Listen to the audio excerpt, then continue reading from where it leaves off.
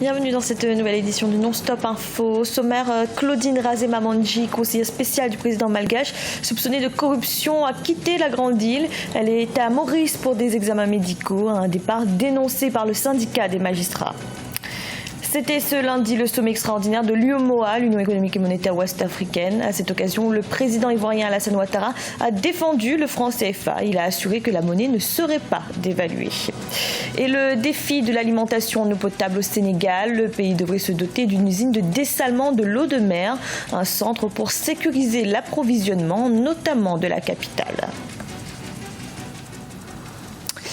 Claudine Razé-Mamandji a donc quitté Madagascar. Elle se trouverait actuellement dans un centre hospitalier de l'île Maurice.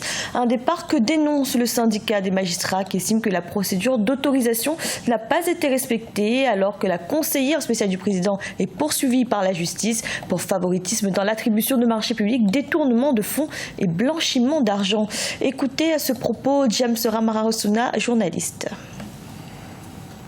Le départ a été guidé à travers un diagnostic des médecins. Les médecins ont diagnostiqué donc une nécessitation d'une évacuation à l'extérieur, mais sachant que là, le syndicat de magistrats vient de dénoncer une vice de procédure. Donc, on verra qui se passera, mais tout de même, il faut signaler qu'il y a un pénitencier et il y a aussi un représentant des élus qui sont avec Madame la conseillère du président. Le franc CFA se porte bien. Ces mots sont du président ivoirien et président en exercice de l'UEMOA, Alassane Ouattara, lors du sommet extraordinaire de l'organisation qui avait lieu ce lundi 10 avril à Abidjan. Les chefs d'État de la sous-région ont également écarté toute dévaluation de cette monnaie. Reportage de notre correspondant Olivier Conan.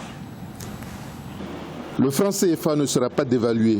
Les chefs d'État de l'UEMOA, Union économique et monétaire ouest-africaine, l'ont affirmé par l'entremise du président Alassane Ouattara. Le président en exercice de l'UEMOA a expliqué que la situation économique ne menace pas la monnaie commune. Le taux de croissance en 2016 a atteint 6,8%, soit 4 fois la moyenne des pays d'Afrique subsaharienne. L'inflation est maintenue en dessous de 2%. Nous avons constaté que notre monnaie se porte bien. La zone UEMOA a des réserves de change qui représentent plus de 5 mois d'importation.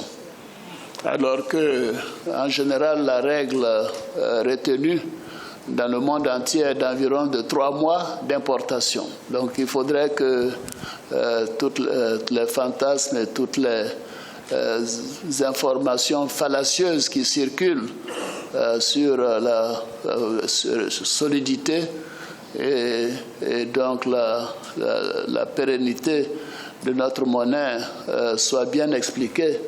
Participant aux travaux du sommet, le gouverneur de la BCEAO, Banque centrale des États de l'Afrique de l'Ouest, explique que toutes les mesures sont prises pour assurer une liquidité adéquate du système bancaire. Avec l'augmentation des besoins du système bancaire, la liquidité simple qui est injectée toutes les semaines ne sera certainement pas suffisante. C'est pour ça que nous avons engagé une augmentation importante des fonds propres du système bancaire qui doit en principe être effectuée avant le 30 juin 2017. Et nous pensons qu'au-delà des problèmes de trésorerie, il y a effectivement des problèmes de financement, de niveau de financement au niveau du système bancaire que nous essayons de régler. Le sommet extraordinaire des chefs d'État a également désigné le Nigérien Abdallah Bourema comme nouveau président de la Commission de l'Union économique et monétaire ouest-africaine en remplacement de son compatriote Cheikh Hadjibou Soumaré. Au Mali, cela fait plus d'un mois que le secteur de la santé est en grève illimitée à l'appel des principaux syndicats. Les grévistes estiment que le gouvernement de Modibo Keïta n'a pas su répondre à leurs revendications. C'est dans ce contexte social qu'Abdoulaye Idrissa Maïga vient d'accéder à la primature. Reportage de notre correspondant Mokhtar Bari. La grève des travailleurs de la santé est à son 33e jour. Le 9 mars 2017, le syndicat national de la santé et la fédération des syndicats de la santé sont entrés en grève illimitée.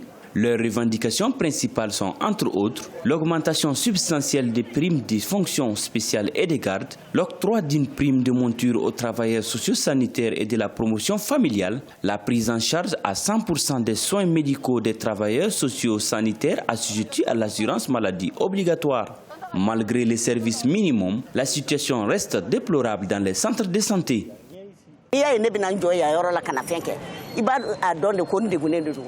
Si tu vois que je viens assister à ce sitting, c'est que je souffre. Nous sommes nombreuses dans cette situation. Le diabète est une maladie dangereuse comme d'autres maladies d'ailleurs. Mon problème est également à l'hôpital. On te fait faire beaucoup d'examens médicaux avant de te donner une ordonnance. Les partis politiques de l'opposition comme de la majorité ont rencontré les grévistes et les ont exhortés à reprendre le travail. Jusqu'à sa démission, Modibo Keïta et ses ministres auront tenté le tout pour le tout sans succès. Désormais, ce sont les mouvements citoyens qui entrent dans la danse. Nous demandons au gouvernement et aux syndicats de reprendre très rapidement les négociations, mais dans le but de trouver rapidement une solution pour mettre fin à la souffrance du peuple malien. Parce que nous avons fait le tour des hôpitaux, il y a chaque jour des pertes en vies humaines. Il y a chaque jour des personnes qui arrivent dans les hôpitaux qui ne parviennent pas à trouver les soins nécessaires.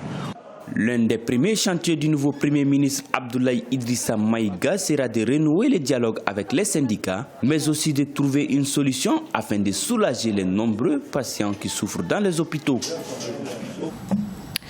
Au Sénégal et particulièrement à Dakar, les besoins en eau potable sont importants et ne feront que s'amplifier dans les prochaines années. C'est dans ce cadre que l'État a validé la construction d'une usine de dessalement de l'eau de mer, un centre de traitement capable de produire 75 000 mètres cubes d'eau par jour et qui sera construite à partir de janvier 2018 dans la zone du célèbre phare des Mamelles. Reportage de notre correspondant El Adjaï. L'usine de dessalement de l'eau de mer qui doit être implantée sur ce site des Mamelles de Dakar devrait améliorer l'approvisionnement de la capitale sénégalaise en eau potable avec une production de 50 000 mètres cubes par jour extensible à 100 000. La panne de l'usine de Keur Momar-Sarr qui avait provoqué une pénurie d'eau pendant 2 semaines en 2013 à Dakar a amené les autorités à mettre en place cette usine. L'usine de dessalement constitue une réponse fiable, crédible, pour non seulement diversifier les sources de production, mais aussi venir apporter et sécuriser l'approvisionnement en eau de Dakar. Ça vient également,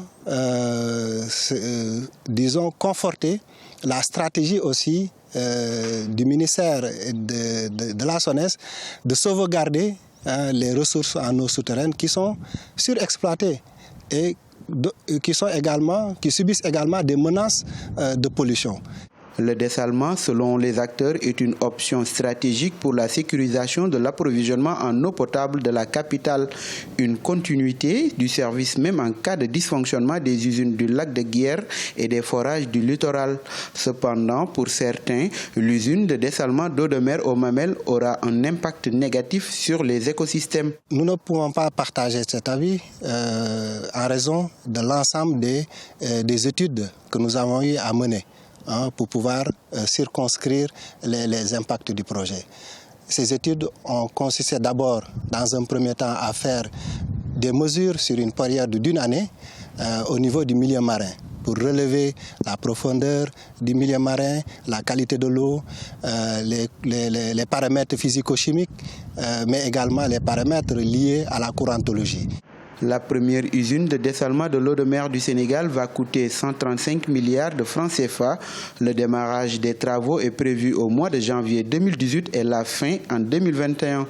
L'amélioration de la disponibilité de l'eau 24 heures sur 24, de même que la réduction du volume d'eau non facturé de 27% à 20% sont aussi prévus avec ce projet.